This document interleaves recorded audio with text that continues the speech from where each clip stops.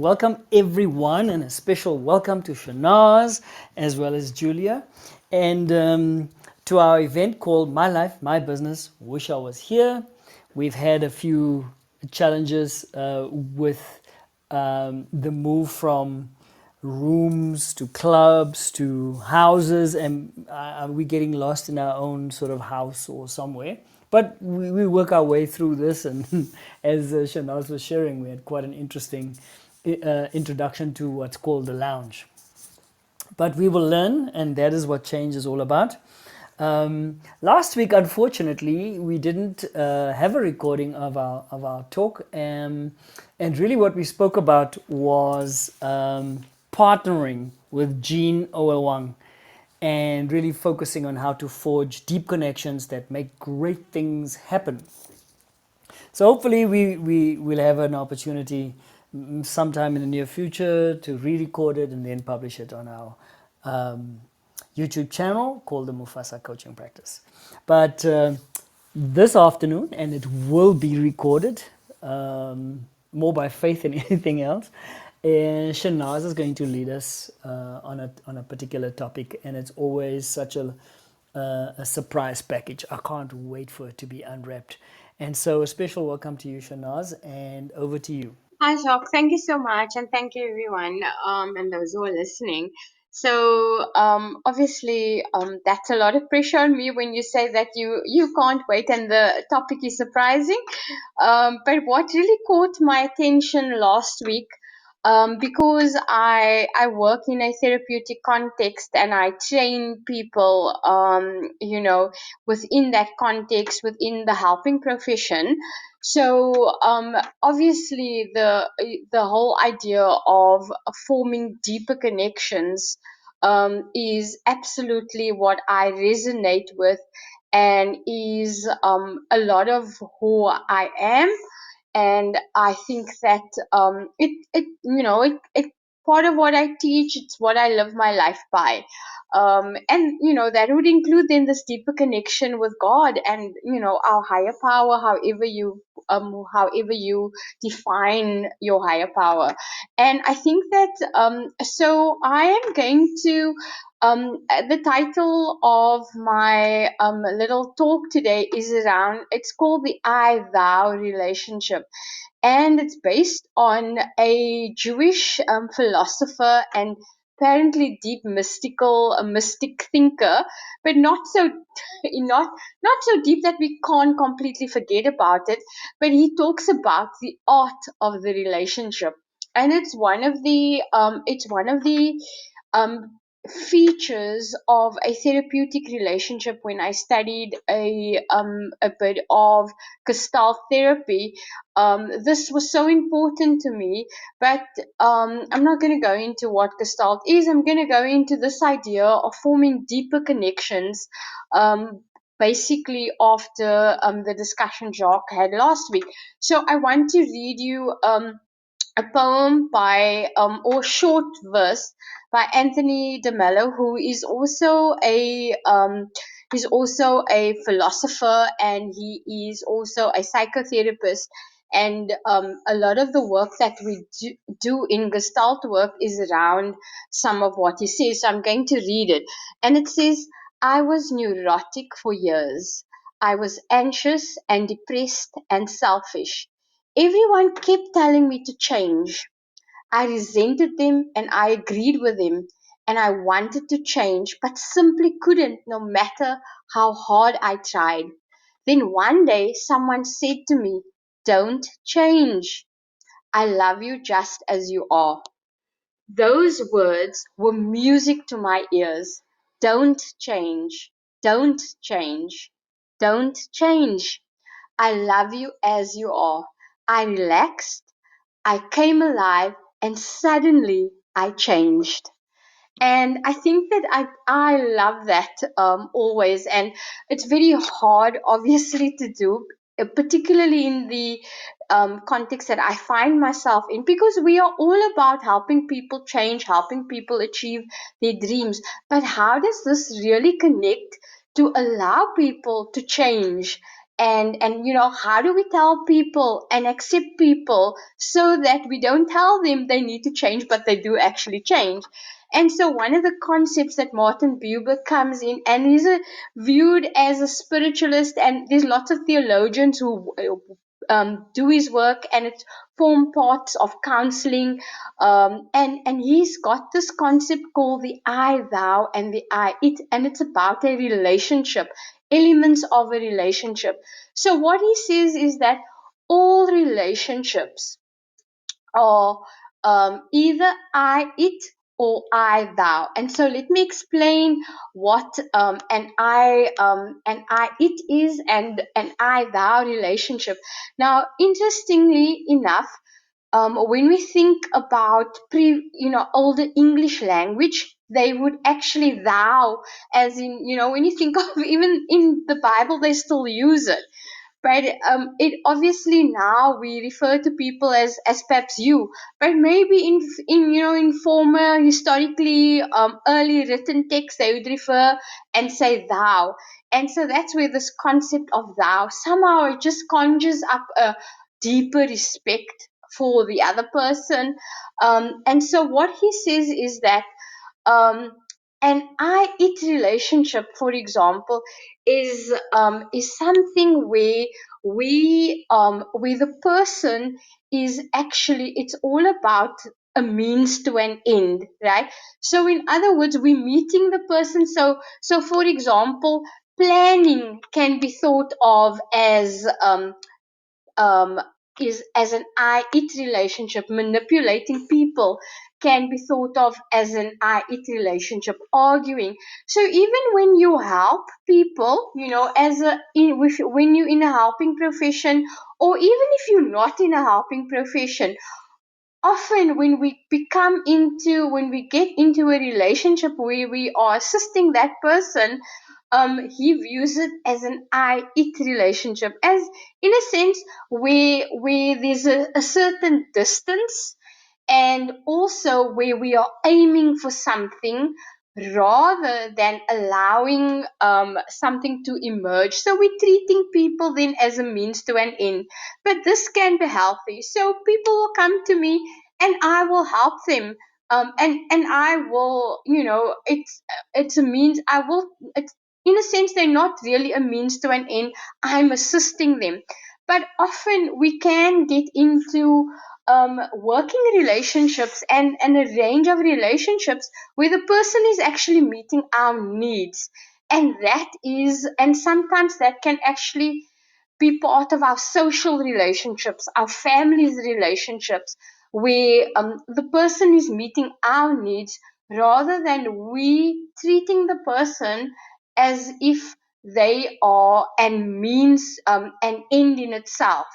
So an I it relationship then is about maybe some distancing, or we are working towards something with the person, even if you are, in a working relationship, or if you are helping a group of people.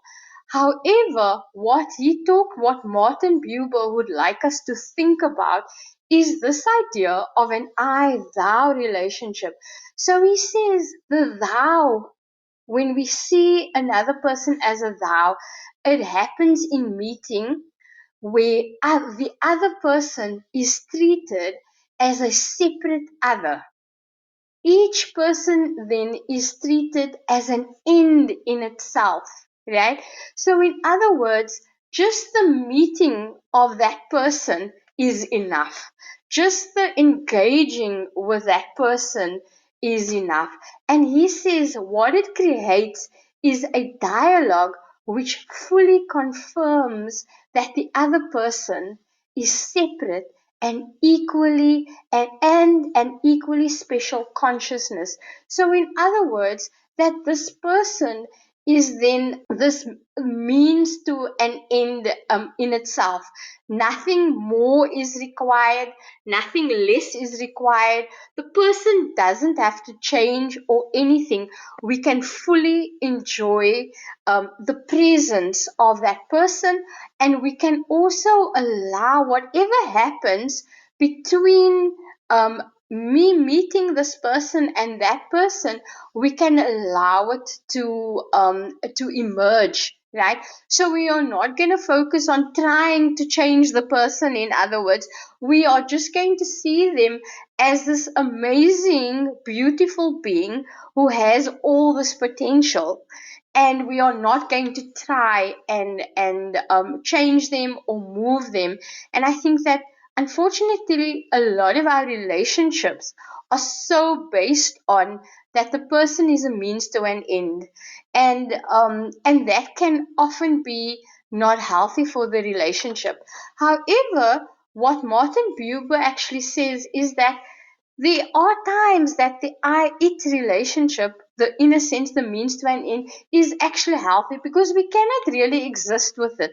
So in a sense, it's sometimes necessary that we create conditions for that person, where we have to plan with a person, where we have to work with a person to help them achieve what they need to achieve.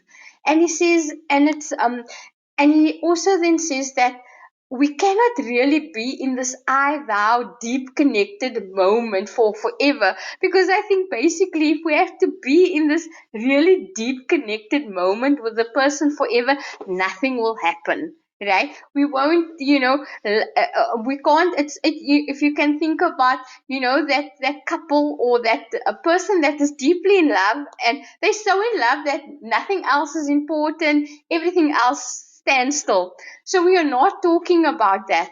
What we are then talking then about is that what Martin Buber says is that there are times that we need to then move, whether we are in the helping profession, whether we are in any relationship that is going to be impactful, and that is going to could bring about healing and could bring about change, is that we need to move between an I it and an I thou. So that means that we have times where the relationship and the connection is moving, where we are helping the person, but where we are always also meeting the person, where there are these moments and elements of the relationship where they are just an end in itself. And what he says, it means that we are holding our ground, that is still contactful, bringing ourselves to the boundary of the other person, but not marching through the boundary. So, not trying to direct things. And it's about not trying to control the relationship, not trying to aim it in a particular place or in a particular direction.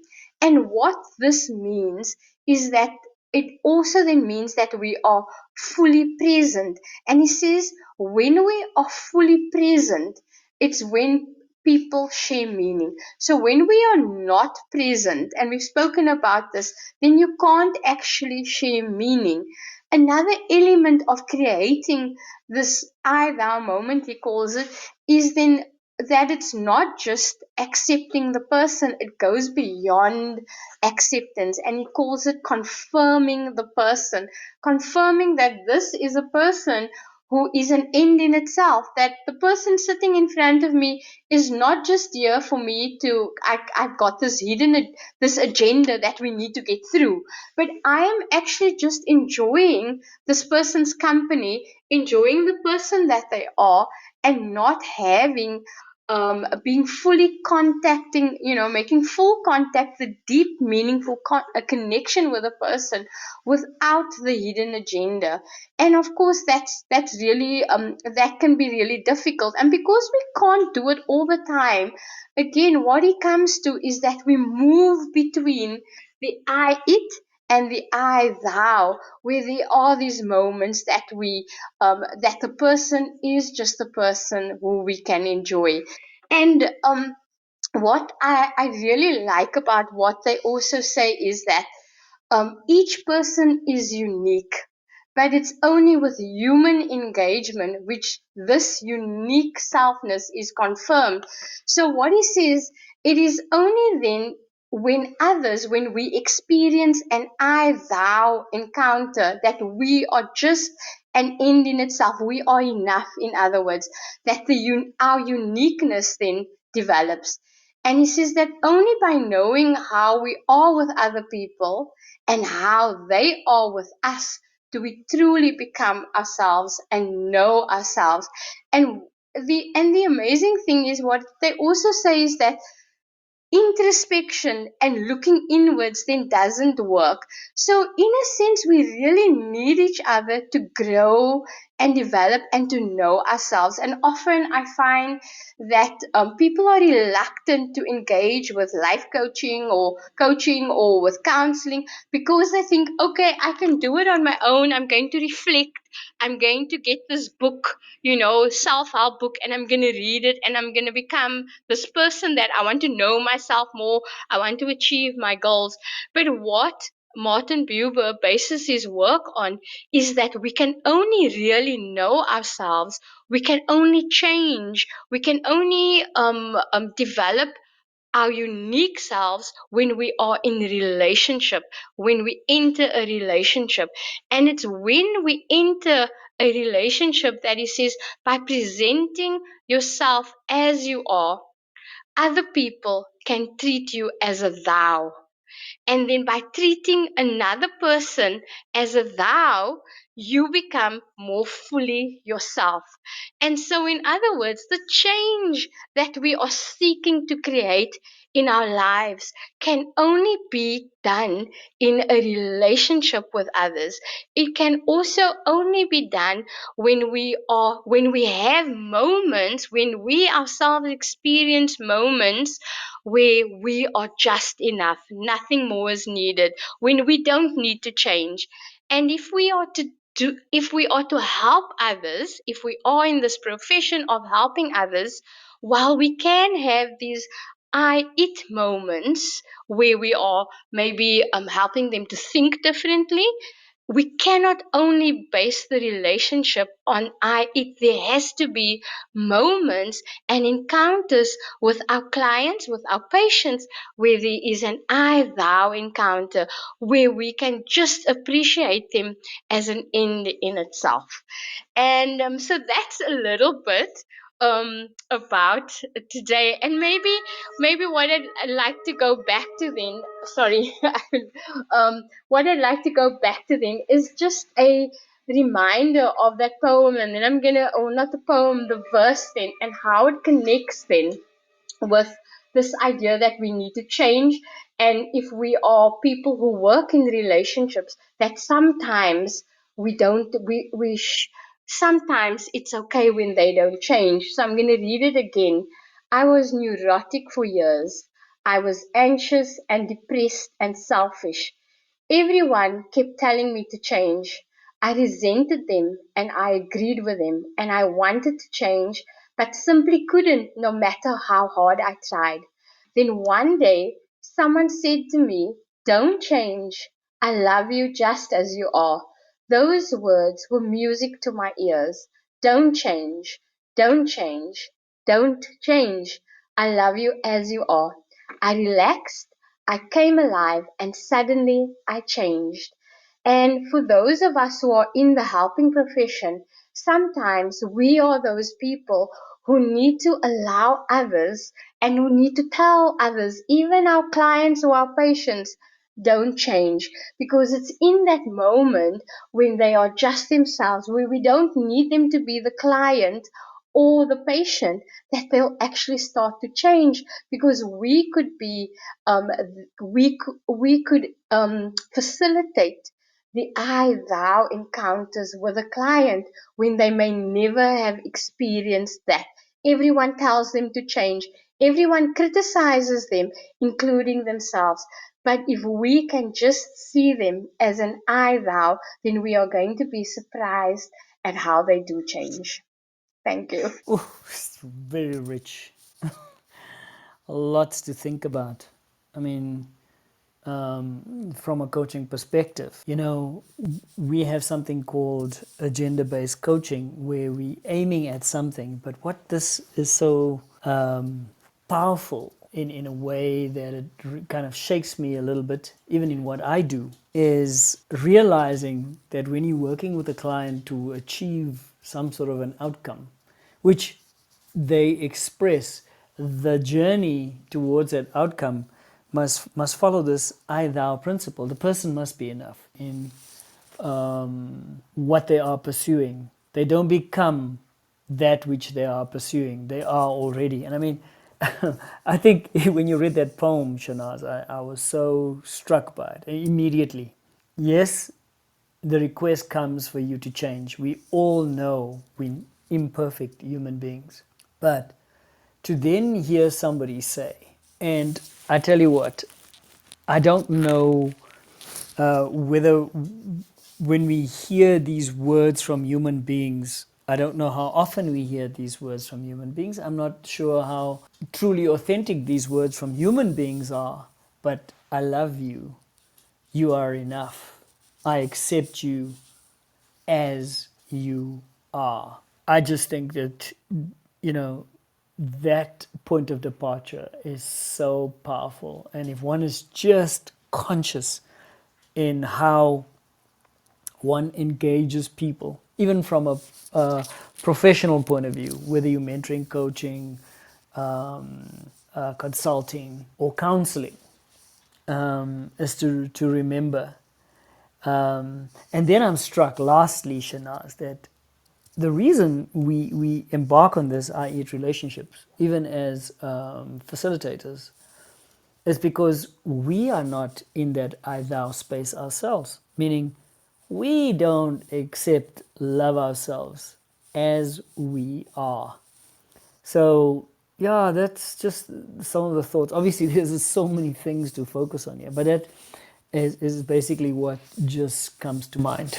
Yes, so I agree, and I do want to kind of say, I've been amazed when I've been working with people, and I tell them, you don't need to change. And I see this very like shocked expression on their face, like did they hear properly?